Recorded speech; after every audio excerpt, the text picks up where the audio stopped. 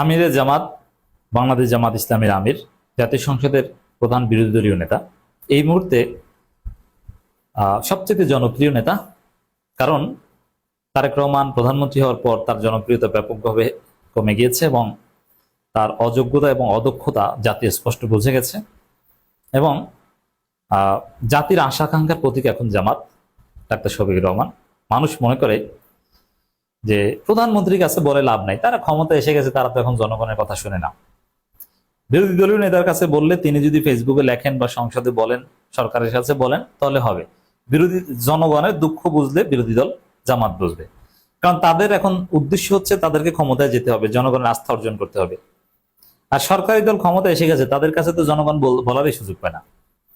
ছাত্রদল নেতাদের গলা টিপে ধরে প্রধানমন্ত্রী আশেপাশে গেলে, একদম ত্যাগী নেতাদের। আর সাধারণ জনগণ যদি ধারে কাছে যায়, তাহলে তো গলা টিপে ওখানে মেরে ফেলতো। আপনি একটু এই বিষয়টা চিন্তা করেন। প্রধানমন্ত্রীর কাছাকাছি ছাত্র দলের নেতা গিয়েছে, যার ফলে তাকে গলা টিপ খেতে হয়। কোন ছাত্র দল নেতা? ছাত্র দলের সবচাইতে একদম টপ থ্রির একজন, আমানুল্লাহ টপ থ্রির একজন, এবং তিনি নাকি পরবর্তীতে সভাপতি হবেন এই কয়েকদিনের মধ্যেই। এর মানে একদম ওয়ান ম্যান।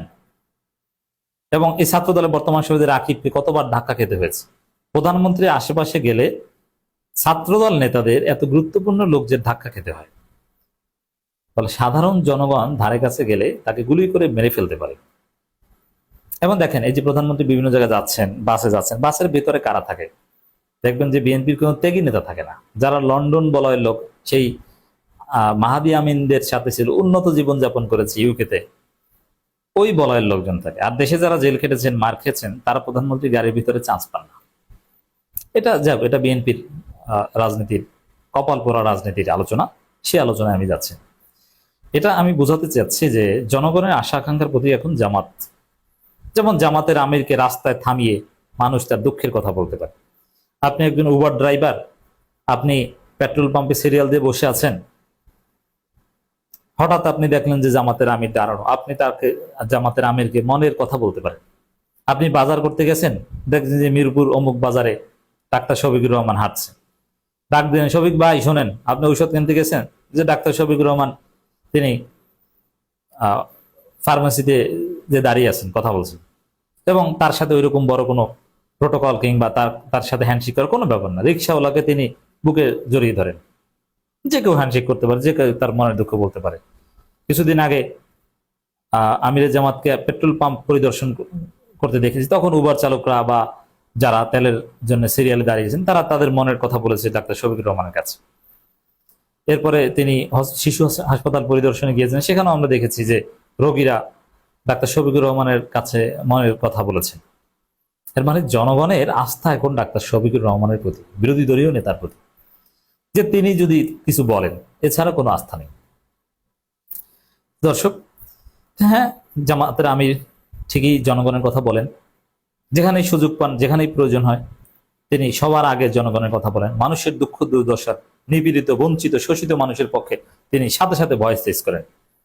এবং আমিরে জামাত বললে তার ইম্প্যাক্ট পড়ে, এবং জনগণ আমিরে জামাতের কথা আরো বেশি উজ্জীবিত হয় এবং সাহস পায়। এরকমই একটা ঘটনা এখন বিশ্লেষণ করব। দর্শক, আমিরে জামাত ফেসবুক পোস্ট দিয়েছেন, মোটরসাইকেল মালিকদের উপর কর আরোপ করছে সরকার। এরা সাধারণত কোনো সম্পদশালী নন, জীবন জীবিকার প্রয়োজনেই বাহনটির ব্যবহার। জীবন যুদ্ধে ক্লান্ত মানুষগুলোর উপর অতিরিক্ত কর আরোপ অবশ্যই উচিত নয়। এটা ক্লিয়ার মেসেজ যে মোটরসাইকেল চালকদের উপর কর আরোপ এটা জামাত মানবে না।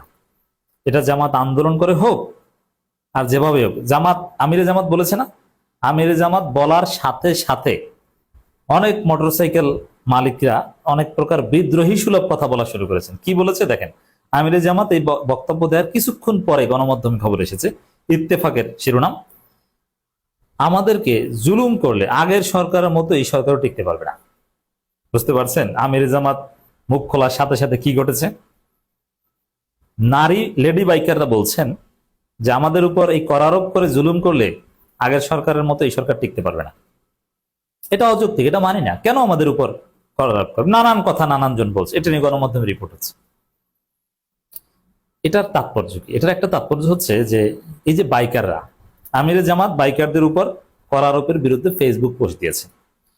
এই পোস্টের ফলে নন পলিটিক্যাল বা সাধারণ বাইকার যাদের কোনো যেমন বিএনপি যারা বাইক চালিয়ে চাঁদাবাজি করে বা ধান্দা করে তাদের কথা বলছি না, সাধারণ যাদের এই বাইক চালানোর সাথে রুটি রুজির সম্পর্ক, অথবা এই একটা বাইক আছে লোন করে কিনেছেন, এর মাধ্যমে অফিসে যান, তার খরচ বাঁচে, যারা এই বাইকের উপর ডিপেন্ডেন্ট, জীবন জীবিকার সাথে সম্পর্কিত, তারা আমির জামাতকে এখন ভালোবাসেন, শ্রদ্ধা করেন এবং তারা জামাতের কাছ থেকে প্রত্যাশা করেন, বিশেষ করে যারা উবার পাঠাও চালায় তারা সবাই প্রত্যাশা করেন যে আমরা বাইকাররা তো আর সংগঠিত না, জামাতের শ্রমিক কল্যাণ ফেডারেশন আছে বা জামাত আছে, তারা যদি মোটরসাইকেল মালিকদের উপর কর আরোপের বিরুদ্ধে একটা আন্দোলন ডাকেন আমরা সেখানে যাব। এবং আমিরে জামাত যেহেতু বলেছে, অতএব তার এই কথার হক রক্ষা করতে হলো, জামাতকে প্রয়োজনে আন্দোলন করে হলো এটা ঠেকাতে হবে। এই বিশ্বাস অনেকের মধ্যে ঢুকে গেছে। তো দর্শক, এবং আমি মনে করি আমিরে জামাত এই বিষয়ে কথা বলেছেন এবং মোটরসাইকেল মালিকরা বা তারা যেভাবে রিয়াক্ট করছেন, আমিরে জামাতের বক্তব্যের সাথে যেভাবে তারা একমত পোষণ করছেন, জামাতের কথার বাইরে বিএনপি এখানে কিছুই করতে পারবে না, মোটরসাইকেল মালিকদের উপর কর আরোপ করতে পারবে না। সরকার তো মাথা খারাপ হয়ে গেছে, এক কথা যদি বলি পাগলা গুত্তার মতো হয়ে গেছে। কেন? টাকা নাই, ইনকাম বাড়াতে হবে, জনগণের উপর চারদিক থেকে করের বোঝা চাপিয়ে দেওয়ার জন্য পাগল হয়ে গেছে, কারণ ইনকাম নাই, বিদেশিরা টাকা পয়সা দিচ্ছে না, এদিকে লোন দিতে হচ্ছে, হিউজ অ্যামাউন্টের লোন পরিশোধ করতে হচ্ছে। এজন্য যতভাবে পারে দ্রব্য মূল্য বাড়িয়ে, দ্রব্য মূল্যের সাথে ভ্যাট আরোপ করে যতভাবে পারে জনগণের পকেট থেকে টাকা কাটবে। এটা হচ্ছে সরকারের ধান্দা। কিন্তু চাইলেই কি করতে পারবে? এদেশে বিরোধী দল আছে, জামাত ইসলামী আছে, তারা এটা ঠেকিয়ে দিবে। আপনি যেখান থেকে যত্রতত্র ট্যাক্স আরোপ করতে পারবেন না, আন্দোলন হবে। এজন্য আমি বলেছি অন্য আলোচনায় যে জুলাই আগস্ট মাসে বাংলাদেশে রাজনীতিতে উত্তেজনা বিরাজ করবে এবং রাজনীতি উত্তাল থাকবে। কারণ জনগণের উপর করের বোঝা চাপিয়ে দেওয়া হবে, দ্রব্যমূল্যের ভয়াবহ ঊর্ধ্বগতি হবে এবং রাজনীতি অস্থির হয়ে উঠবে। মানুষ এটা মানতে পারবে না। আমাদের ডেইলি কমোডিটিস, তথ্য প্রযুক্তি থেকে শুরু করে সবকিছু দেখবেন যে দাম বেড়ে গেছে। কারণ সরকার পাগল প্রায়। সরকারের এখন ধান্দা হচ্ছে যে কিভাবে বেশি আয় করা যায়, জনগণের পকেট থেকে টাকা বের করা যায়। বিদ্যুতের ভর্তুকি অনেক কমিয়ে দিয়ে বিদ্যুতের দাম অনেক বেড়ে যাবে।